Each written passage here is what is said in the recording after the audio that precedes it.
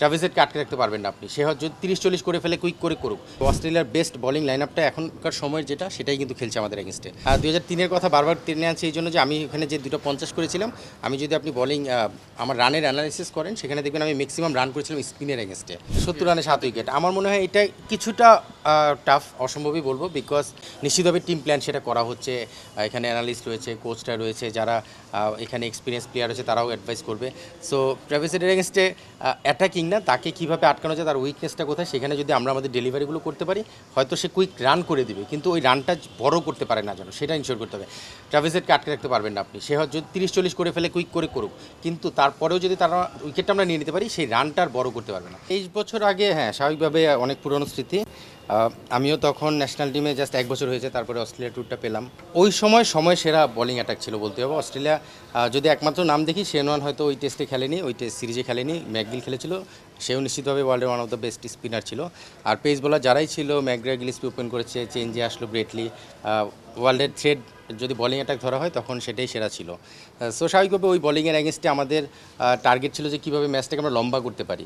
So সেই চিন্তাটা সবার মধ্যেই ছিল এবং খুব ভালো করেছি বলবো না, বাট ওই সময় হিসেবে কিন্তু প্রথম ম্যাচটা আমরা ৩ দিনে শেষ হয়েছিল, পরের ম্যাচটা ৪ দিনে গিয়েছিল। সেই জায়গা থেকে মনে হচ্ছে যে যতটুকু লম্বা করে আমরা চিন্তা করেছিলাম সেই হিসেবে খারাপ করিনি।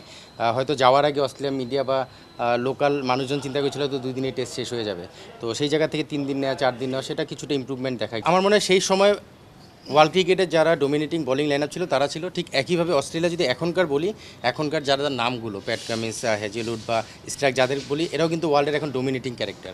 সো ওই সময়ের সেরা বোলিং অ্যাটাক তখন ছিল, এখনকার সেরা বোলিং অ্যাটাক অস্ট্রেলিয়ার রয়েছে। সো বোলিংয়ের জায়গা থেকে আমার মনে হয় যে ইভেন নাথান লায়নের কথা যদি বলি, ডেঞ্জারাস স্পিনার টেস্ট ক্রিকেটের জন্য। সো আমার মনে হয় যে অস্ট্রেলিয়ার বেস্ট বোলিং লাইন আপটা এখনকার সময়ের যেটা সেটাই কিন্তু খেলছে আমাদের এগেনস্টে।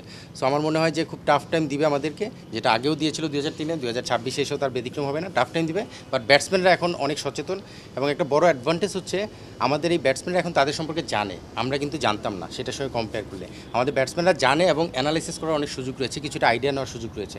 সো সব জায়গা থেকে আমি আমাদের বাংলাদেশ ক্রিকেটে 23 বছর যেখানে উঠে এসেছে, আমি বিশ্বাস করি আমাদের দল যথেষ্ট প্রিপেয়ার্ড হয়েই সেখানে খেলা শুরু করবে এবং আগের চেয়ে মানে 2003-এর সঙ্গে কম্পেয়ার করলে নিশ্চিতভাবে আমরা ভালো কিছু রেজাল্ট আশা করতেই পারি। নর্মালি এই ধরনের বাউন্সি উইকেটে ড্রাইভ খেলা অলওয়েজ একটু চ্যালেঞ্জিং, যেখানে মুভমেন্টও বেশি থাকে, পাশাপাশি এক্সট্রা বাউন্স, সাইড শটের প্রতি একটু নজর রাখলে ভালো। আমি আসলে 2003-এর কথা বারবার টেনে আনছি এই জন্য যে আমি ওখানে যে 250 করেছিলাম, আমি যদি আপনি বোলিং আমার রানের অ্যানালিসিস করেন সেখানে দেখবেন আমি ম্যাক্সিমাম রান করেছিলাম স্পিনের এগেনস্টে। পেস বলের এগেনস্টে আমি খুব বেশি রান করিনি, কারণ আসলে শর্টস খেলাটা খুব চ্যালেঞ্জিং ছিল।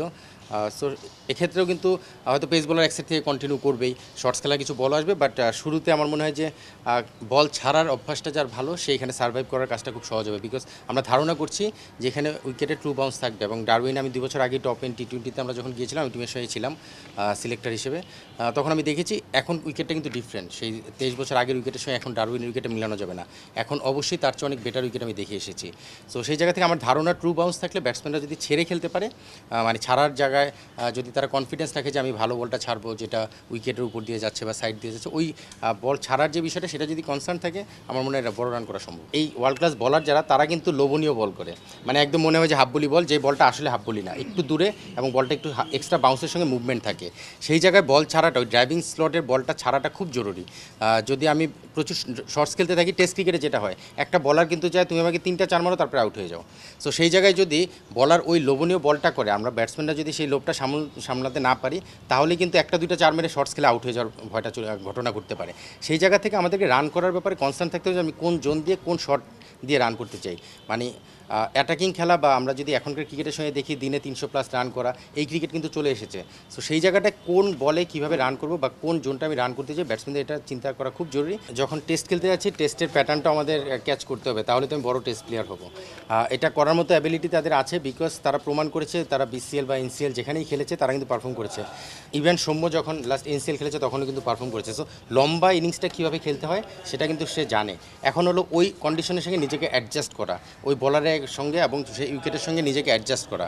তারা কিন্তু প্রমাণ করেছে বড় রান করতে পারে। এখন বড় রান করতে গেলে অনেক সময় কিছু সময়ের জন্য শর্ট কাট ডাউন করতে হয়, কিছু সময়ের জন্য একটা ভালো মোমেন্টাম যখন আসে তখন একটু রানটা এগিয়ে নিতে হয়। এই যে অ্যাডজাস্টমেন্টগুলো টেস্ট ক্রিকেটে খুব জরুরি।